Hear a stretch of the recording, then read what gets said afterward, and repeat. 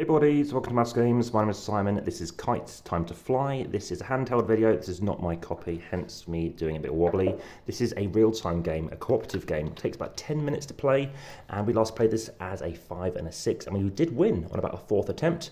It says 10 minutes to play. It's more likely a lot shorter than this. We do have some shadow going on, some natural lighting. Everybody is going to take a number of cards depending on player count. So if you're playing this as a 5 or a 6, you're playing with 3 cards.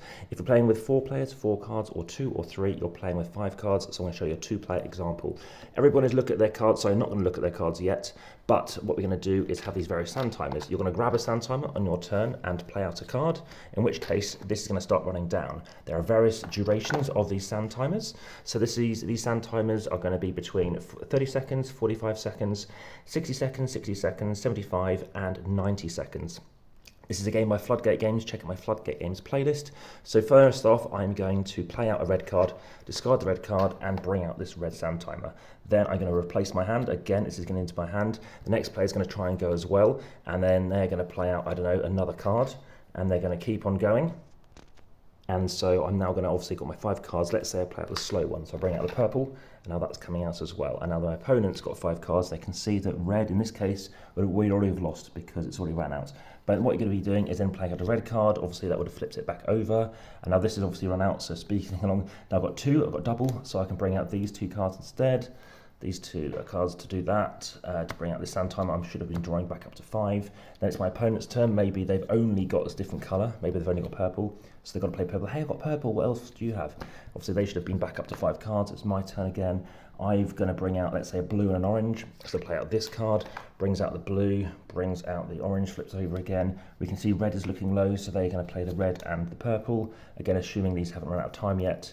And as an example, imagine you cannot play something, then what you can do is you can always play the white, or you can always just play the white whenever you want as well. That's very important because it's an endgame trigger.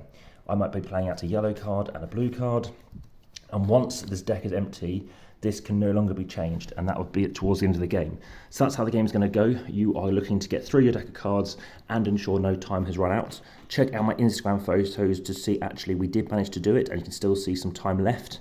But like I said, you will be discarding cards. The game has got a nice shedding element as these cards disappear to, of course, make you try to win. It's very nice. It is difficult, and it did take a few attempts, especially at higher player counts. It's easier with fewer people because it's easier to communicate and saying, just play a card, I've got something good to play. There's some expansion cards as well to play with. I give my rating a 7 out of 10, that's higher than average. Average rating being a 6.4 based on over 2,500 reviews. Also head through to the description YouTube to support the channel via Patreon. Head through to, obviously, the Instagram I mentioned earlier, and over on Spotify.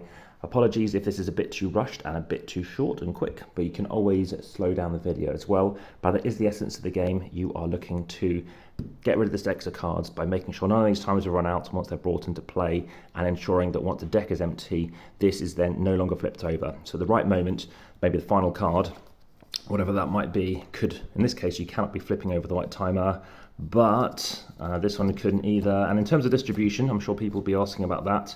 Let me explain how that's going to work. These are all doubles. As you see, lots of double cards. A single card can be used to flip over this white timer. We actually won it when we did not play on this kind of surface because this is a bit too wobbly. And there we go. But yeah, like, share, subscribe, hit the notification bell. Thanks for watching. Back to the table. And I think I'll make a real-time playlist. It needs one.